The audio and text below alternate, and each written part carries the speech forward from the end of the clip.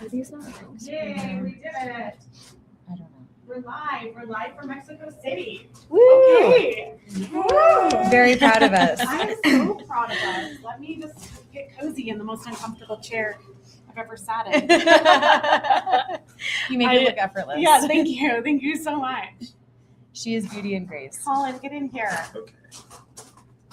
Hey, y'all. Yay. Monica, tell the people where we are. We are on the rooftop of beautiful Publico in Condesa in Mexico City. And is this the first time that Colin is joining us? Second. I Second did a time. virtual one. I think I swapped you. Yes, you did. Yes. Welcome, welcome. We've never had actually both of you though. No, I don't think we've had both Stewarts on at the same time. Historic. Yeah, so this is a historic event. Yeah, and we have And Cairo. Yeah, you can see his face. This is perfect. Iconic. Okay, amazing. Should we tell the folks like what we're working on today? What we're even doing here? I am already overwhelmed. I feel like we covered so much this morning. Leslie has us on at least 4 platforms at all times. We're trying to get to 6. We're trying to Proud get to of us. 6. Ooh. What platforms? What do you mean? So mine is going to be LinkedIn, YouTube, and Instagram. Wait, And then you have so, the there's newsletter. someone else that's pushing y'all to be on every platform now than that me? we're gonna listen to them. Yeah. Of course. Yeah, it literally just takes one other person to do exactly what you told us. But All right. How do you feel about yes. that? I'm used to it. It's kind of like a pickle jar where you like loosened it a little bit, you know, Uh-huh. and she just takes all the credit. So it feels- Colin's the one that like beat the edge of it Yeah, with the it feels knife good. so that I can just pop it open. Wow, so easy. So what we learned this Exactly. morning is that B2B buyers use 6 channels when they're making a buying decision. 6 channels before they decide if they want to even engage with you, according to the brand new 2026 Forrester Buyer Insights report. Wild. Yeah, it is wild.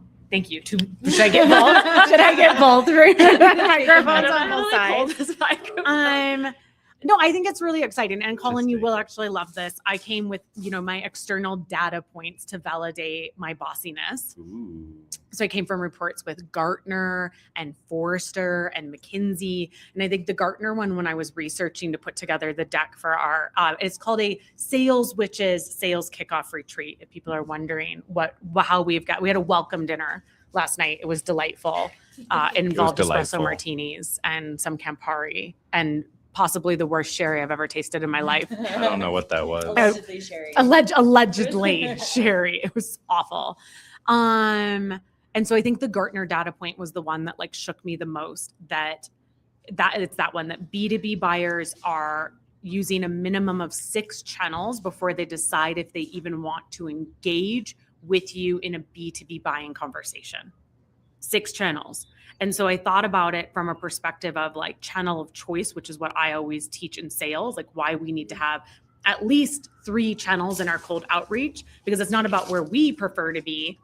It's about giving our prospects an opportunity to engage with us where they are most comfortable having commercial conversations. So like apply the same logic to what we're doing with generating exposure and credibility and trying to bring inbound leads. We should give our prospects more opportunities to engage with us on their preferred platforms instead of just our preferred platform, LinkedIn.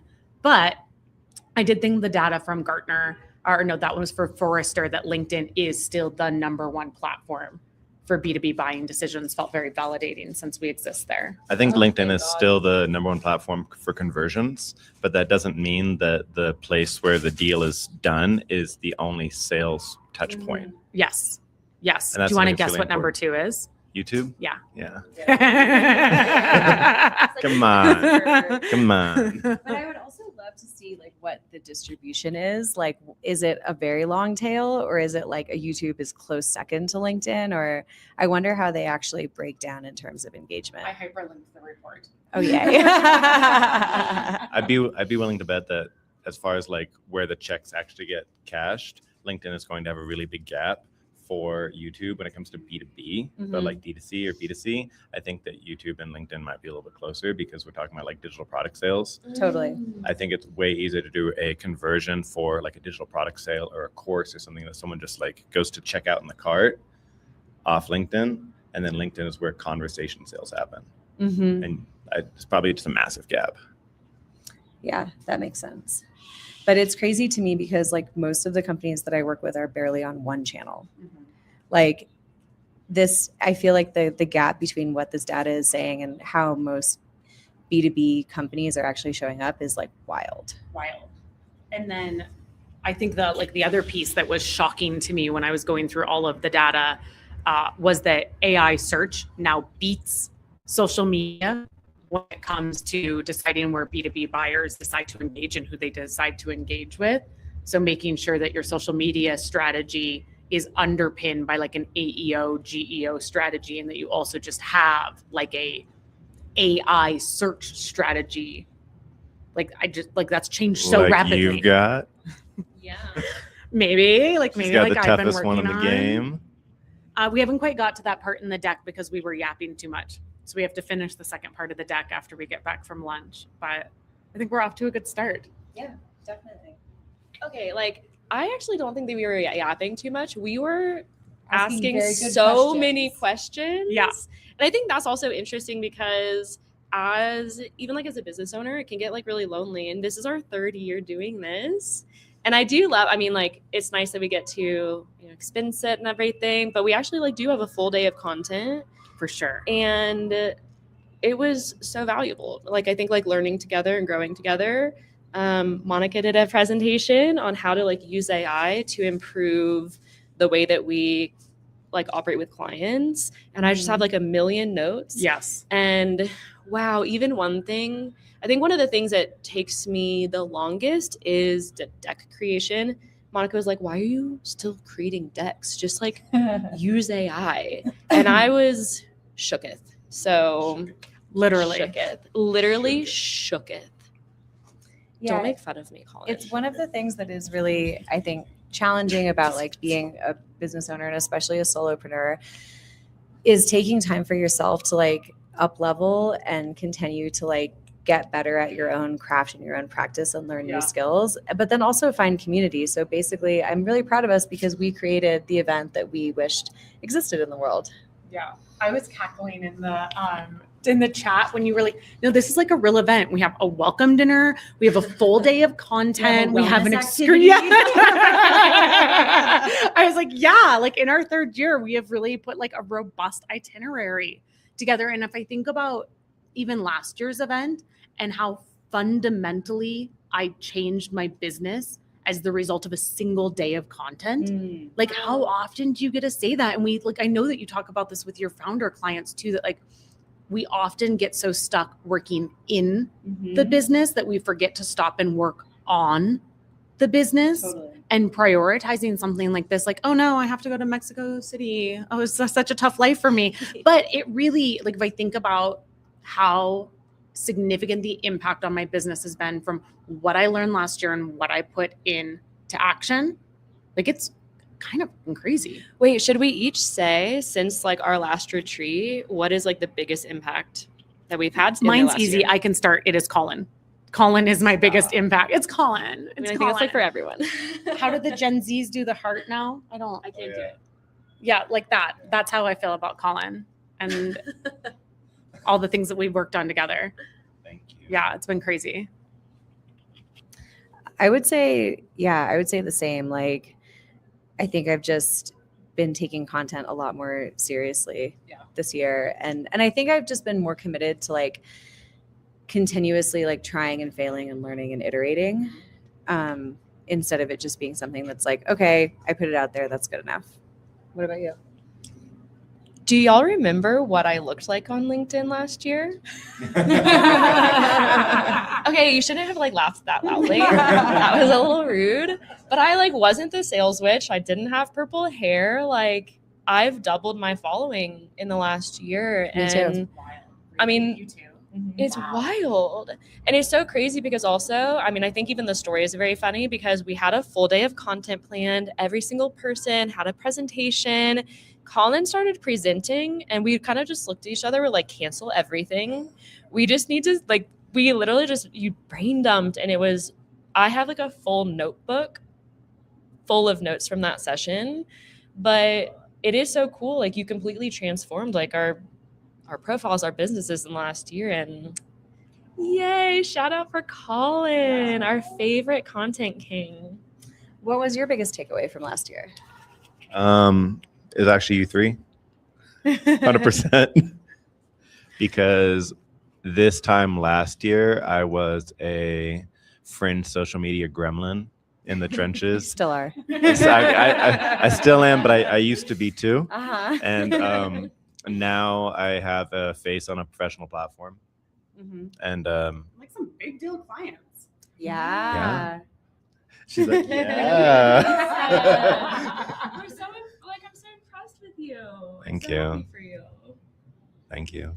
Yeah, you've grown so much in the last year. You have a workshop offer, you have a business. Like you have structure, you have systems, you have Yeah, I built a business in a year. Yeah. Literally. literally Still make time to troll too. You have to. to an It's work- impressive degree. You have to have a work troll So balance. efficient. And the fact that you're bringing it to LinkedIn is, I think, something all of us appreciate. I hope so. Yeah. I mean, I think there's a couple people out there that don't appreciate it, But we appreciate it. enough but they're not extra funny. Yeah. Yeah. Our appreciation overrides their negativity. What would you say is like in that process of building a business in a year? What was something that you struggled with that you didn't expect? Great question. Practicing what I teach. Yeah. I found myself very quickly at capacity to the point where I'm, giving people, social media strategies and content plans and stuff like that. And then I'm over here like, I probably make a post the day of most of the time. So Shocking. I don't have a content plan because I'm just at cap right now. Yeah. But it was really nice to start off with that July run where I posted on every platform every day for the entire month to kind of remind myself that I could do it and then still have that body of work to go back to when people I say, hey, do this. And they're like, why would I do it? Like, you're not even doing it. It doesn't even work. And then I can be like, let me show you the receipts. It does work. I'm just busy right now. Totally. And if I did it, I'd be doing better. That's everything I do on social that I want to test. I do it in a 90-day sprint. So when Love I sprint. decided to try TikTok out, and it was like the first time it was going to get shut down, and everybody was like, A, it's going to get shut down, you're stupid. It's And never B, getting shut down. like, that's for kids, you're stupid. And C, like, none of your clients exist there. And I was like, I don't know. Like, I think you're wrong. And so I'm going to do like a 90-day commit. And I posted 3 times a day, minimum 3 times a day, every single day for 90 days. Legend. And like, sure enough, I was like, oh no, like I'm definitely getting some traction. I mean, it was overwhelming, but like it was validating. So then I knew at the end of that, either I could very firmly say, this is worth continuing to commit to or not. And like right now I'm in the middle of a 90-day sprint on Quora to see if that really validates like my AEO and GEO strategy. But I feel like I've done that for every new platform that I've tried to grow to, or even like we're rolling out that new YouTube strategy with the AEO optimized. So it's like, okay, we're going to try this new type of content for 90 days and be really consistent about it. And we're going to see what that changes.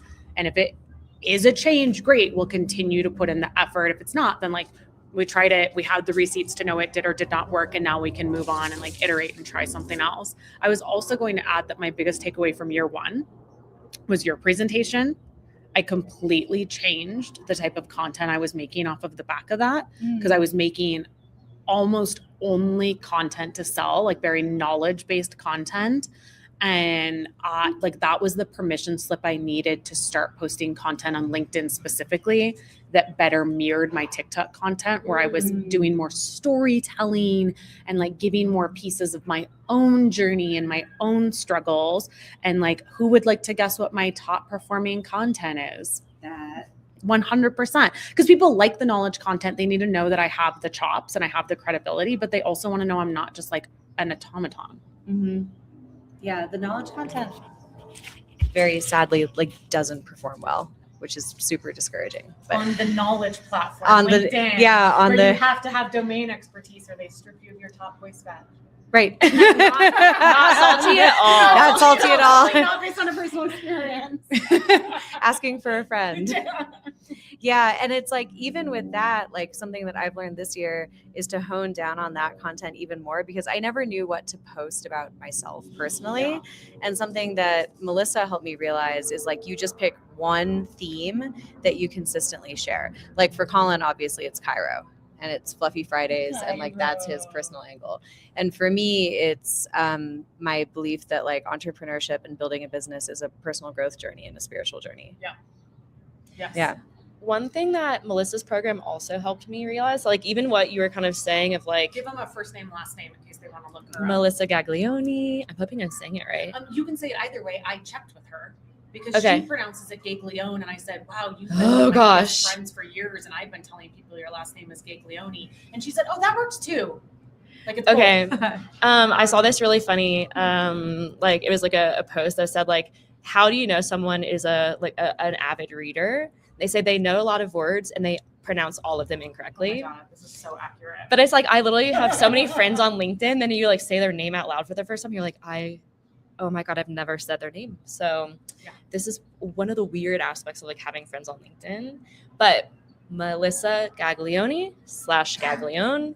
And so even what you're saying about like kind of like bringing your TikTok content in, last year, like we focused so much on attention content and like I was just throwing so much out there. And so I think a lot of people do recognize, like I do have a lot of like what I thought was just kind of like random shower thoughts. Yeah. But it wasn't until Melissa's program that she had this exercise of like, what do you believe in? And I actually realized that all of even my attention-based content, I actually have like and I even like used AI to do an assessment, but connecting the dots between like my best performing attention, so like, more viral stuff is snarky takes, like kind of like satire and like snarky corporate takes. Yeah. Which also like fuck hustle culture is like my entire tagline that like it mirrors that. Totally. And then also it helped me connect the dots between like, even when I'm like, I love walking outside and it's beautiful. And even that is like, I'm building a slower life. Yeah. And I don't think I realized even like my little matcha walks, everyone's like, okay, like my flowers, but like it helped me connect the dots between like, these are actually things that show people that like, I am doing it differently. Like, even if they just see me on a walk, it's like, I'm actively going outside and getting sunshine. Yes. And so it's so interesting to like connect the dots between all of the content. And I think like, okay, to be fair, last year, I just was posting everything. And I think this year I'm also being even more intentional with like, even in my headline, I have big fan of flowers, fiction, matcha, and cats. And people regularly message me now and they're like, well, they'll send cat memes, which I love. I'll have like entire conversations in my messages about cats. And like some people are like, wow, that's like really inefficient. It also, Monica's like me. I do not want to have, but I'm also, it's like how to make LinkedIn more fun. Yeah. Put what you freaking like in your headline. But I think it's just so cool kind of connecting the dots between all of the content. And this year I'm being even like more intentional with it, which is exciting. But it is cool because like one big takeaway that I got from last year was the phrase ship it. Ship it. Like, Ship it. We are the shipping department. We're the shipping department group chat. Because we literally were like, okay, like I think that a lot of people, including myself, like are just overthinking it. And your session this morning is so cool. I actually want to share, like, I had the opposite experience of you with your 3-month TikTok journey. Yeah. I did 3 months of TikTok. Don't look at me. I'm sorry. I'm so sorry. I did 3 months of TikTok like 3 times a day. And I got out of it and I was like, I hate this. I never want to create another video ever again. Like, I absolutely am burned out. I hate it. But then we all came together this year and our year session this morning was like how to you know, how to like go cross channel without getting overwhelmed. It was like the longest title, but it was like, it's actually very cool because like we're testing things, we're shipping it, we're running tests, and we're like constantly improving and seeing what works. And so even like for me, like my content has improved a lot this year. And even though like some things that were really overwhelming that like last year, we are getting it done this year. Well, and I would say that's a successful experiment because you learned that like you fucking hate creating content for Literally. TikTok and you will not consistently do it. And you so that's didn't not a good half-ass it. platform for you. Like 90 days, you know for sure whether or not it was worth it to you, and it wasn't. And also, mind you, like when I was on TikTok, when I got on TikTok, October 2020, it was so much more fun. Like it was just a lot more fun. The expectations around like caliber of content were much lower. Like people, I don't know. It was a much different platform. It was a lot more fun. It was way easier to start in 2020 than it is today, Yeah. but it's way easier to start today than it will be next year. Yes. It's like the best time to plant a tree was 20 years ago. The second best time is today. Yeah. Yeah. But to your point, it was actually a successful test because like I think a lot of people be like, okay, I did say, I was like, I hate creating videos. But the truth is actually like, I realized that I hated creating videos in the way that I was. Bullying you into.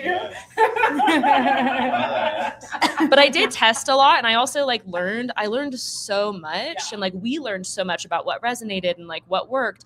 Even like, this is something so simple, but like, I could just be like, I fucking hate creating videos and never do it again. One thing, you're going to laugh.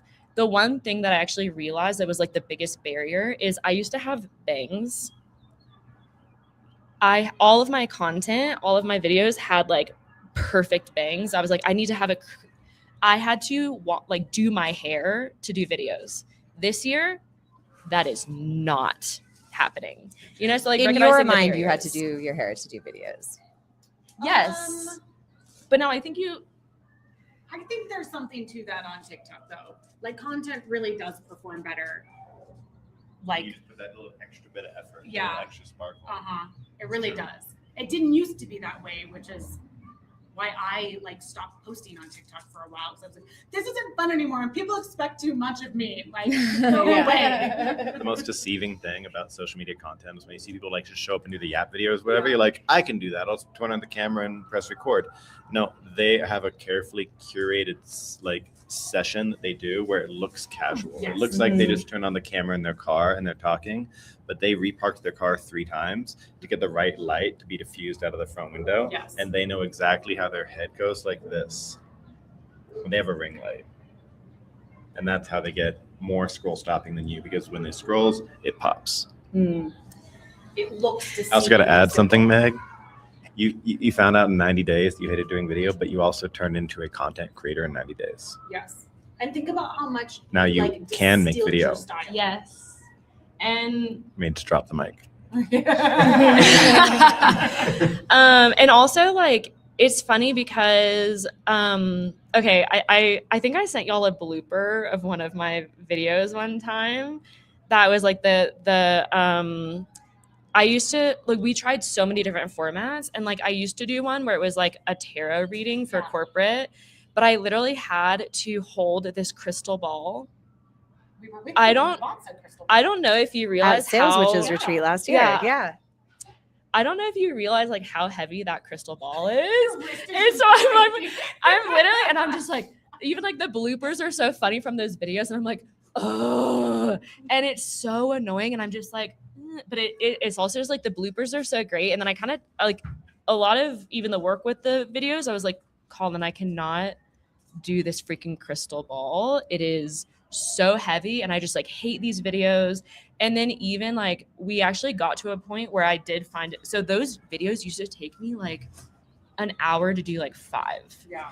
But we even got to a point where I actually got these one videos that were working very well that literally I could do them in one take, 10 seconds. So it's also like, to be fair, I learned so much. I think I think that also is something like one of my favorite little phrases that my business coach taught me years ago is like the difference between I'm not and I'm noticing. So I used to kind of like try things out, and I was like, I'm not good at this. And instead literally be like, I'm noticing that this is not working for me.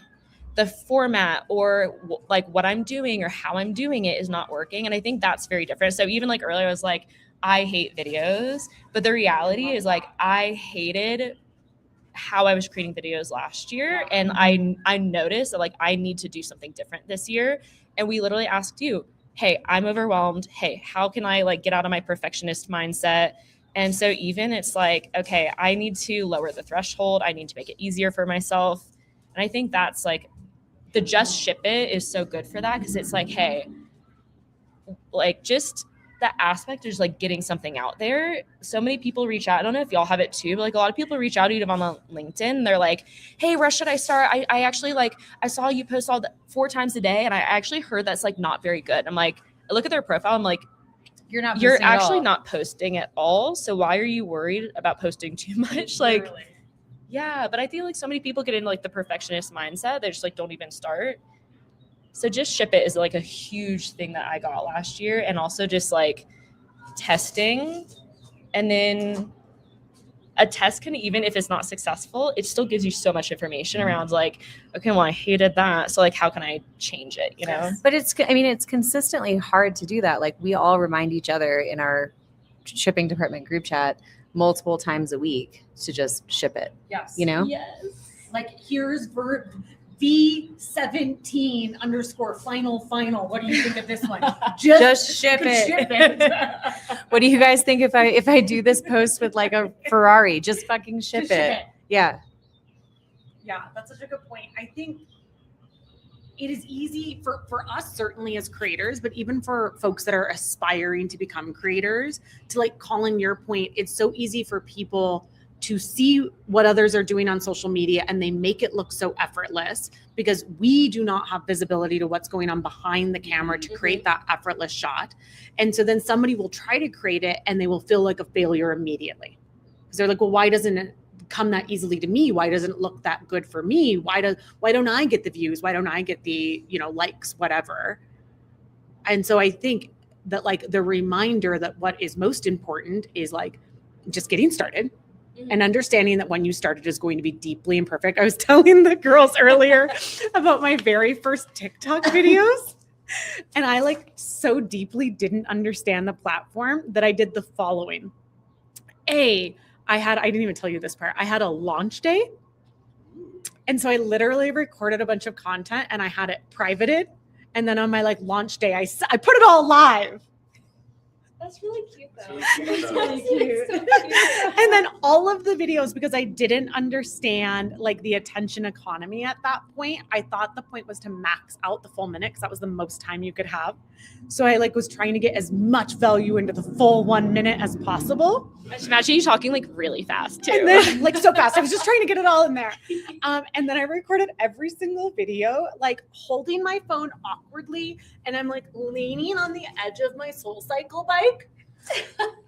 And my face is half in the shade. And I'm like, let me tell you today about objections. So common objection. I need to track down these videos. I'm going to see it. SoulCycle bike? I just was trying to make it look natural. I can also just imagine you like, it's just like so unnatural. See you there. Just about to hop on my SoulCycle. But I guess I have a minute to talk about cold calling. I'm like blushing thinking about it. But the lesson is that I like made those videos. I got more comfortable on the camera. I was like, oh, okay, people aren't watching minute videos. Maybe I'll try shorter videos. Okay, shorter videos do better. Maybe I'll try even shorter ones. Wow, actually, I was like overcomplicating it. And this one video on objections is literally a 10 video series. Oh, people love a 10 video series. So like, because I was so willing to show up and like be so cringe and make mistakes and figure it out as I was going, like now I have 50,000 followers. Okay, wait. So I think it's also interesting that like, I think that we kind of sometimes might be even like in a little echo chamber of like how like we all are so, I think we all have like a very specific skill set that I'm hearing or like Liam Neeson on Taken. I have a very specific set of skills. And one of those skills is, I think like everything we've been talking about is like intense curiosity and like intense resilience of just like, but also like experimentation. And I feel like a lot of people like don't necessarily have those things. Or like maybe Like- feel safe doing it. Because I think there is a lot of like ego and shame and like fear of rejection and fear of judgment that still comes up for me now when I'm Yeah. creating content. And it was certainly stronger when I was getting started. How do you deal with that now? I just ship it. And like genuinely though, when I'm having a hard day, I'm like in our group chat being like, people are picking on me. And it's like, it's okay, just ship it. And I'll be, this person said something mean to me. And then Colin's like, these 10,000 people all said something mean to me because I dared have an opinion about, I don't know what, Fez? Or on, I love when Yeah. I love also when Colin's like, do you want me to go troll them? And we're like, yes, Yes, Colin, Colin. please go troll them for us. We got our feelings hurt. I know I'm not alone. How do you deal with that? I mean, every time that I look stupid on the internet, I am thankful because I'm just one step closer to like truly not giving a fuck what anyone thinks. I'm like, great. It's just one more little chip off the ego. You actually said something really compelling to me a few months ago that I journaled about. I found it like so compelling. I'll not nail it, but you'll be able to repeat it around like the concept of you don't get to choose how people perceive you. Like if you show up online. Yeah. Say more about that. So if you show up online, you're basically like you're wanting to be perceived, right? Like that's the goal. And you don't get to choose how you're perceived. All you can control is like that you will be perceived hopefully by greater and greater and greater numbers of people. But beyond that, you can't control like how people see you and like what they see in you and like how they perceive you. And there's always going to be, I think, a certain percentage of people who are just going to be committed to misunderstanding you. And the more people you're perceived by, the more people that will be. And I think it just kind of has to go with the territory. It's beautiful. That reminds me of actually something else you said that was huge, that was hugely influential. When I was like doom spiraling, when I was getting really close to publishing my book. And I was like, oh my God, but like, what if people see that there's a comma out of place? And you were like, Leslie, if somebody notices there's a comma out of place, do you know like how much time they're spending with your work? Like that means they didn't just like buy the book, that they like read the book and they read it in a way with such intensity that they were able to notice like minor grammatical errors. So if somebody notices a comma is out of place, that doesn't mean that they're like giving this verdict to you that you've messed up. It actually indicates that they like are deeply invested in your work. Yeah. And that you should be like grateful. And that's the response is like, thanks so much for caring so deeply about my work. And it kind of changed my brain chemistry a bit. And I shipped it. And the same goes for social media, because if someone points something out, that means at least you got viewers. True. Right? So true. I like to tell people that the biggest risk of failing on social media is no one's going to see it, right? And if no one sees it, then it's not embarrassing because no one saw you. So it didn't happen. It didn't happen. Like the tree fell in the woods. Yeah. Oh. I would like God to know forbid. for you, like what has it been like? Because I know that you've been chronically online for pretty much your whole life. Yes. As I've known you your whole life. And so what has it been like this past year, like kind of making more of a public profile for yourself and like becoming a content creator instead of like a behind the scenes schemer? Yeah. I don't know. I haven't thought about it. Think about it right now. I think it's more relaxing to actually have a real life persona linked with my online personality, because I don't have to fabricate one. It just is me, and you just get to pick and choose what you put out there instead of like creating a video game character. You're just looking at your selection of what you have, your ingredients, and you're just picking what you want to put on the table today. It's a really cool way to think about It's it. like it's a little easier, I think. So I love that. And I think it speaks to a bigger point of like being yourself. If you try to like over orchestrate this persona, it's like exhausting. Mhm. Exhausting. B, like people can see through it. They can. 100%. 100%. Well, I think the hard part about that is it sounds so easy to just be like, be yourself. But, Mhm. and now we're getting very deep into philosophy, but most people have not spent a lot of time thinking about who they are, right? Who am I? Who is myself? Exactly. Like, what is the essence of my brand? Like, what makes me me? Yeah. And that's, I think, what you discover in the process of like trying and failing and experimenting and fumbling with, trying to show up as yourself in public. The way creating content has forced me to distill my thinking. Mm-hmm. Powerful. Maybe the most important thing Mhm. that creating content has given me. It's almost like taking a camera and pointing at yourself as a form of reflection. Wow. Mic drop again. Mic drop again. Calling out. Oh my gosh. What's one thing that you guys are excited for this year?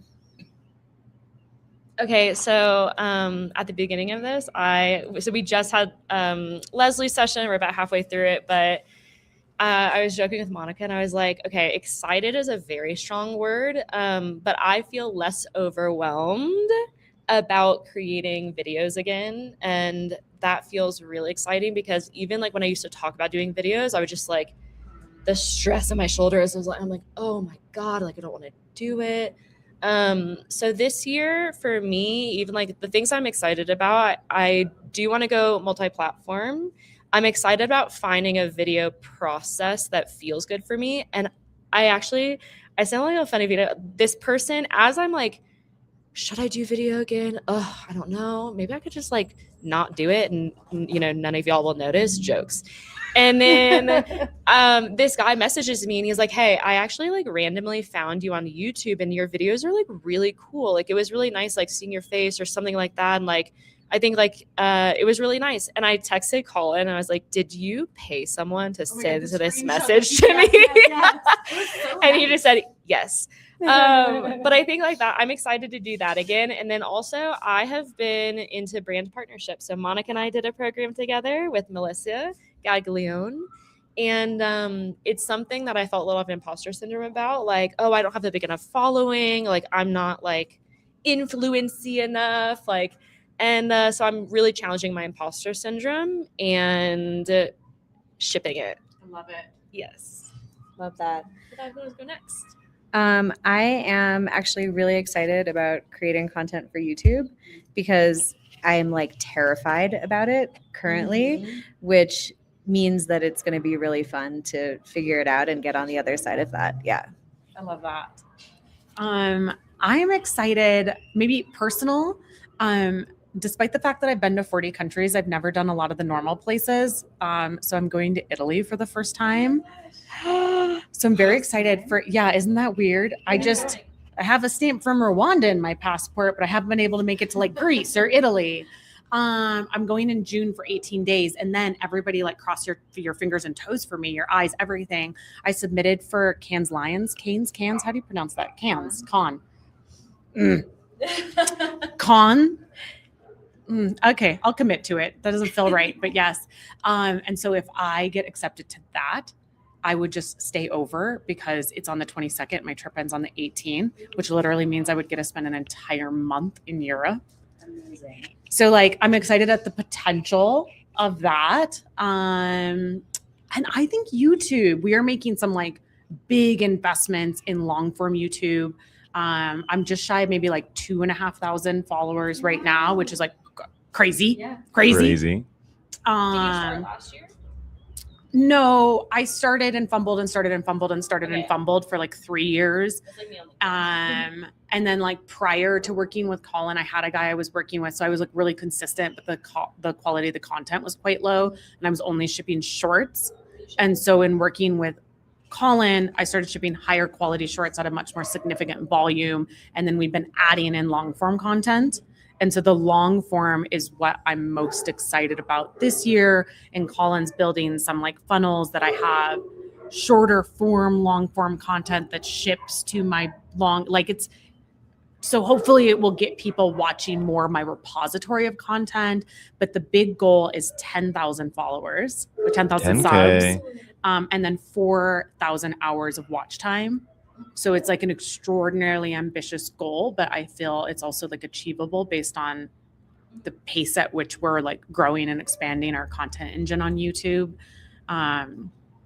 So I'm pretty excited about that, but it still makes me a little bit like long form content's hard. It's not easy. So I'm also like now as an experienced content creator, like pushing myself to learn something new, which means I'm making mistakes and like having to get feedback that's like humbling often. But that's my big bet. So I'm excited about it too. I'm Yeah. excited for you. Yeah. Thank you. What about you? Me? You. I'm really excited to collaborate with other creators and professionals in this new field and ship some maybe products or offers with friends that are already made. Oh, yay. I think it's really exciting. Social media. It's the friends we made along the way. That's really all it is at the end of the day. Yeah. Well, this is amazing. Thank you to everybody who joined us. Yeah, this was just an absolute treat. Any final thoughts from anybody? I'm so glad that Cairo could make it. I'm so glad that Cairo could make it. Wish us luck tomorrow. We have booked a sunrise retreat. What time do we have to be Oh my up for God. that? 5 a.m. 5 a.m. Yeah. 5 a.m. So wish us luck tomorrow. And thanks so much. This was such a delight. Yay. Yay. Yay. Okay. Bye. I have to physically get up now and turn this live on. So don't mind me. Oh, Cairo. Hello, mister.